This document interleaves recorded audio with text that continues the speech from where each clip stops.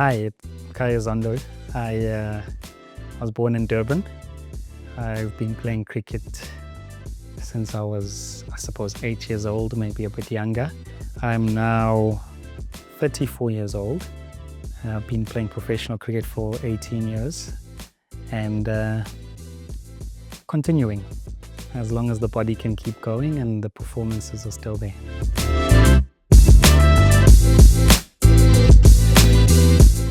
At the age of 15, I was at a cell group. You know, like you go and you pray at, I joined the church, my friend took me there, and yeah, everyone prayed. And when I was walking out the door, the lady came to me and she said, "Hey, go be famous." And then I was like, oh, okay. And then I left, told my mate about it, and then I sort of knew what she was saying, but I don't know why she said it or whatever. And I knew that, okay, cool, I'm probably going to be in cricket. I think I was better at cricket than rugby, and I didn't want to be smashed for a living. So I figured that at that stage that, yeah, that's what I'm going to do.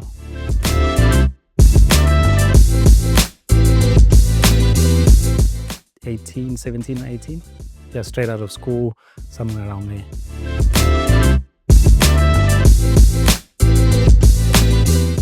And as much as things change, a lot stays the same as well. I've grown a lot. The game gets a lot easier the older you get. Well, easier in the sense that because of the knowledge you have, but it can get a bit harder on the body.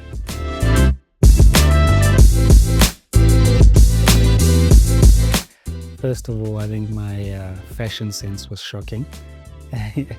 But now I think I've sort of got it right. I think I got another level I can get to fashion-wise. But I think I was, well, coming into the professional world, I suppose I was energetic, you know, lively, a little bit, I'd say timid. You know, when you're young, usually that happens.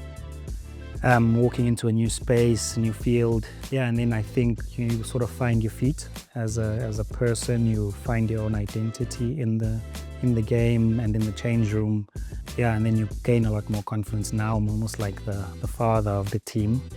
I have a lot of younger guys whom you almost have to be a mentor to in the team and around South Africa as well, and you're almost imparting your knowledge and teaching rather than, and I still learn because you can learn from them as well, because as the game evolves, you know, you as the older guy, you can learn from how the younger guys do it, but you can see with how the way the game's going as well. So yeah, I think now I'm teaching or imparting as much as I know to the younger guys.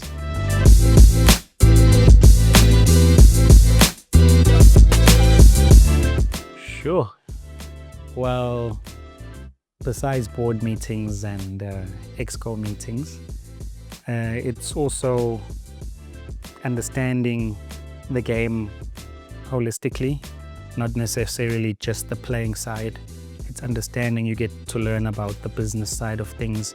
You learn about how money flows in and out of the game and how players can be affected by administrative decisions that impact the game. You almost have to be part and parcel of that process and making sure that you protecting the players, because that's, you know, SACA's work. You do get where people don't necessarily understand SACA's role, and then once, you know, they interact with SACA or they get to know us a bit better, they understand that we actually do a lot of good work for the players behind the scenes. It's just not put out there.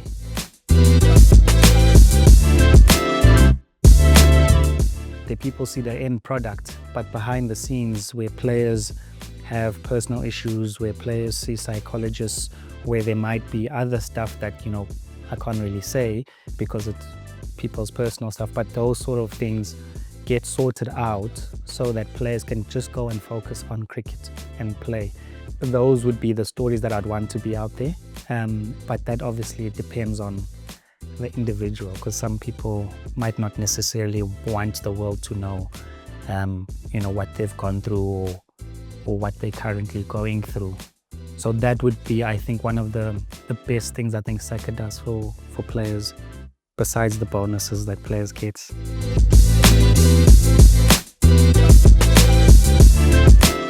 Yeah, I think, medical aid, people think everyone just has it and it's easy to get. But, one thing, for example, with Momentum, they've done a really good work with the players. And what happens is most players will get onto a medical aid. Maybe they would have come off when they started there on their mother's medical aid, and then suddenly you have to grow up as a professional, and now you got to look after yourself.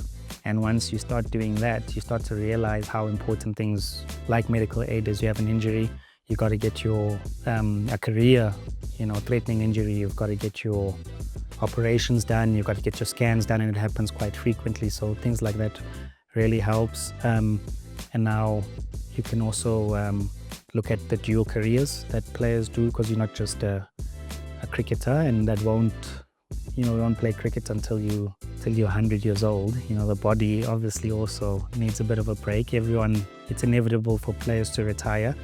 So the studies that players do, the hard skills that they do, the soft skills, some guys have got, and females as well, might not necessarily want to go into studying.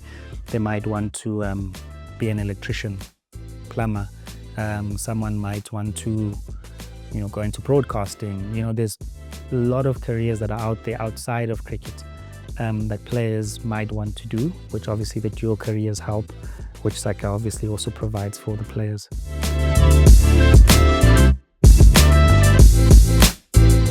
I think holistically it's positive. The game has to evolve. There's more opportunities for players. I think it's forced the world of cricket to think differently. There is a lot more, players-wise, there's a lot more money for players out there. You hear most of the time, we hear the sad stories of sports people where someone had so much and then they had such a lovely career and then they've lost it all. And I feel like sometimes those stories, when people are done, are the stories we hear of. And maybe as SACA, we want to change that and have the success stories where most of players or all players have a career, sets up their life, and we have more positive stories to tell, rather than hearing stories of people have lost this, they had such a, and I think that happens in South Africa. We know of stories where you hear in football, you could even go to rugby and in cricket. But now with things like IPL, with SA20, with all these, there's so many opportunities for players to make a lot of money in a short space of time, with their careers obviously not being as long. And then it's just about how guys manage, or guys and ladies, how they manage their finances and making sure that cricket does serve you good for the rest of your life. I don't necessarily want any player to play cricket for a long time and leave the game feeling like it's done nothing for them. Because if we being honest, it starts off as a passion. You play, and at some stage as you grow up, you have responsibilities. You have kids, and have a wife or a husband, and that takes over, and cricket will be left behind. But you want to leave the game, or more people to leave the game from playing with knowing that the game gave them something.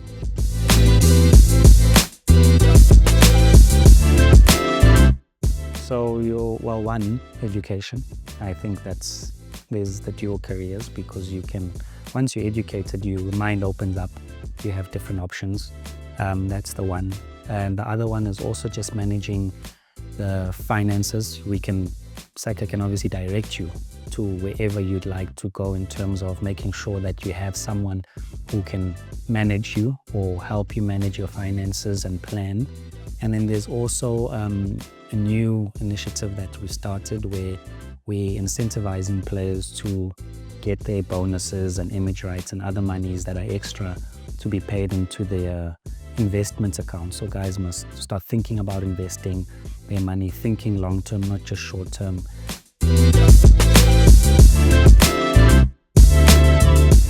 Maybe the biggest challenge is not necessarily the cricket. I think because sports, the career, talent, you can identify it at quite a young age, and the career is a short one in terms of life standards.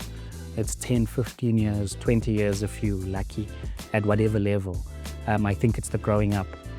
That's the biggest challenge, is to go from school when you're a teenager into this environment, and then suddenly you were almost, I'm not going to say, you were babied or looked after, and you're a teenager, but it forces you to have to become an adult quite quickly.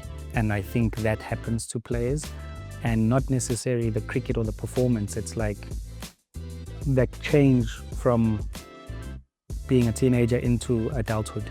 I have to put it that way. I think that's the biggest challenge, because a lot of guys only grow up after they've made a lot of mistakes.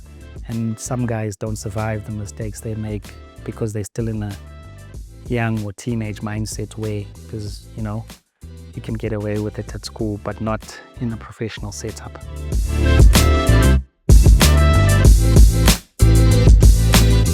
The one way is obviously take initiative, because they're always there. I think the one thing that happens to players is they focus so much on playing and the performances that they might forget that SACA's there to assist in anything. If it is performance-based and you need anything, it could literally be anything. So I don't think there's a best way to engage with SACA. It's just to know that, hey, we're here at your right shoulder, or we're here to encourage you in anything and to help you in anything, not necessarily only if it is related to money, or only if it's related to education.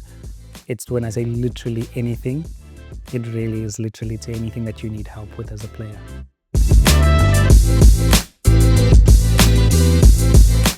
Now, the collective voice is, I think, big. It's big. I think the older you get, or the more you look at it, you'd rather be in that sort of setup, because it also helps with people not being taken advantage of. You don't have people sitting out there alone. Can you imagine, as a young player coming into a professional world, and there is no SACA? It's every man for himself or every woman for himself, and in that sort of environment, it can get nasty quickly. But in an environment where everyone is together, and almost the strong people at that time, or in that era, are pulling up the younger players or the people who are starting off, and then that cycle continues where those younger guys then will be at some stage the pro tiers and the famous and the strong players, etc. And the knowledgeable ones at that stage, they will pass that down, and it moves. And in that way, I think that's the one thing that it helps with. But if it was not that way, you'd find a lot of things, a lot of players falling through, and a lot of talent actually being lost because of a dog-eat-dog world.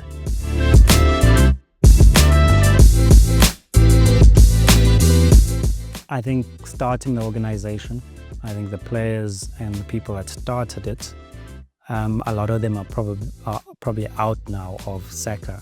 They've retired or they've moved on with their lives, and they might not be benefiting from what they've started. And I think that was a selfless act, where you have people now, the younger generations, and some of the players now probably won't even know, when it was started, who started it, how, and what it is now. That's all they know, the younger players. But the people who started it was selfless.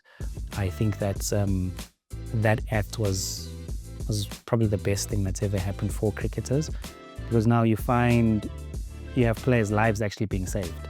And if the decision back then was not taken, you'd have a player have a situation and no one would be there to attend to him or her.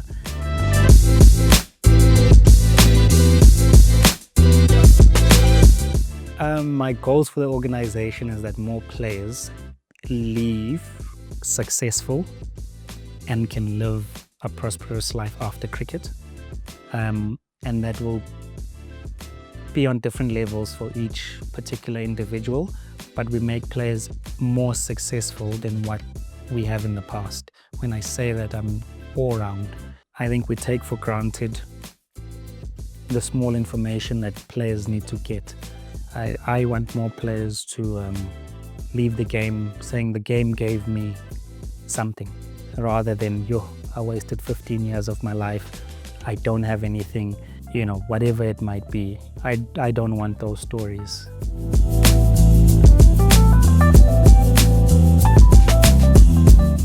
We're more well-rounded human beings. A lot of more players finding themselves outside of the game, because the game will always end.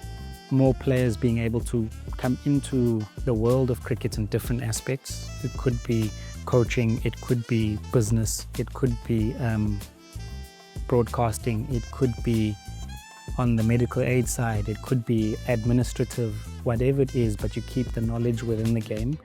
You just never know where the relationship goes later on in life.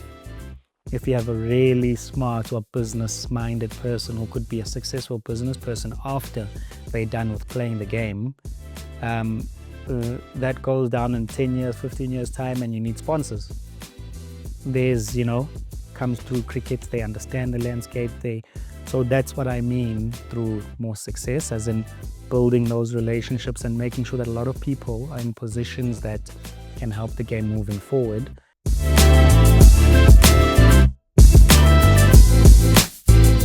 Yeah, I just stay in good hands with SACA. Let's go out and have a successful AGM. Whether I'm voted in or not voted in, I think the people that are at SACA are very good at what they do, and the organization will continue to move forward.